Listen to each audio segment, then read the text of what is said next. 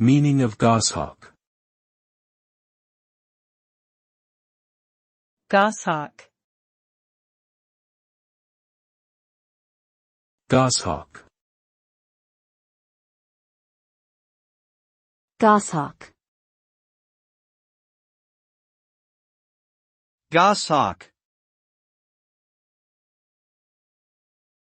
A goshawk is a bird of prey found in the northern hemisphere. The name goshawk comes from the Old English word gos meaning goose and hawk meaning hawk, indicating its ability to hunt geese.